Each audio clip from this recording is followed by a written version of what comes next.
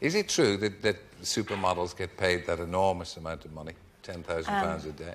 I never discuss money ever, and I want to correct this, that I never ever said in any of my interviews that I would never get out of bed for $10,000. No, I never said you did.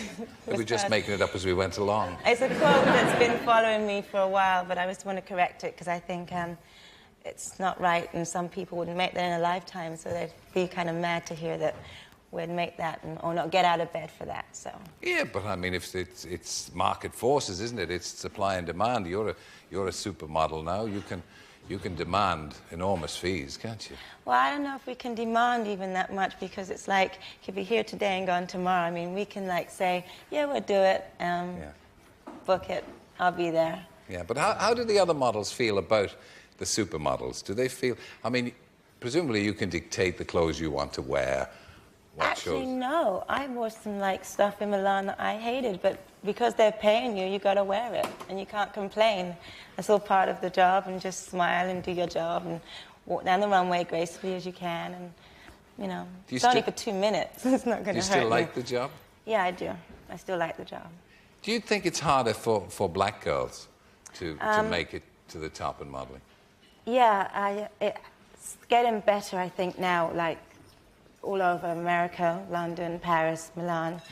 And at first, I think it was a trend, and now I think in terms of like cosmetic contracts and stuff like that, they're trying to market ethnic women, which has taken a long time to happen, because usually it's you can have like 10 cosmetic contracts, but not one of them are for ethnic women. That's and right. Now they're considering that, and they're thinking that, well, yeah, Japanese or a Jamaican woman is going to want to buy this makeup, so let's start making it and marketing it.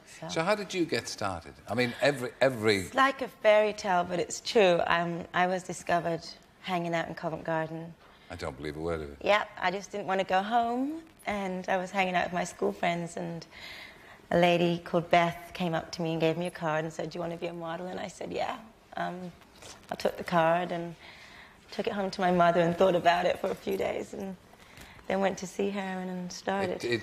You know, every young lady listening to this at home, and most of them would want to be a model like you, enormously successful and making a lot of money, wouldn't believe that, because it's so very hard to be discovered. It's like a Hollywood story, isn't it?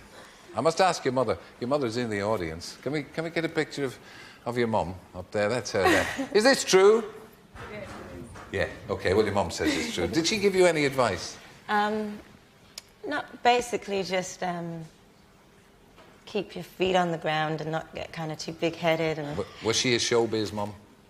No, she wasn't a pushy stage model, although I went to Talia Conte and Barbara Speaks. So I wanted to do it. So I kind of said, I want to go to dance, I want to go to act. And she You'd still like to act, would you? Yeah, I would, and I've been doing stuff in Cosby Show and stuff like that.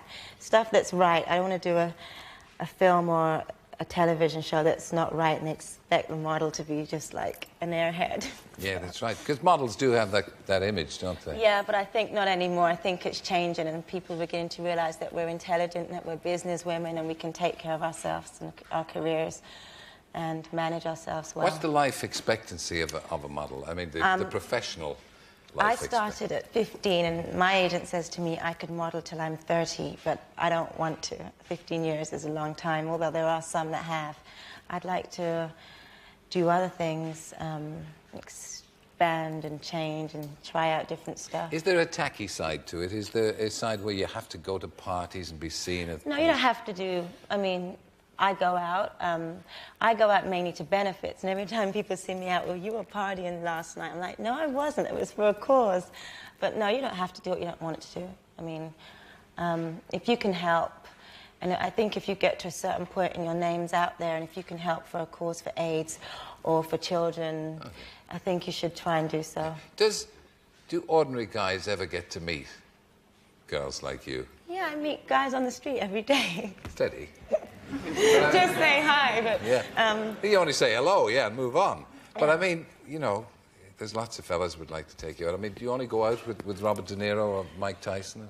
I don't go out with Robert De Niro. And Mike, yeah, I did go out with Mike Tyson, and we're just friends. And no, it just happens, it's the circle that you're in, and you just meet these people. But my first boyfriend was pretty normal, and I don't have a preference of what kind of man I go out with, except if he has a good heart.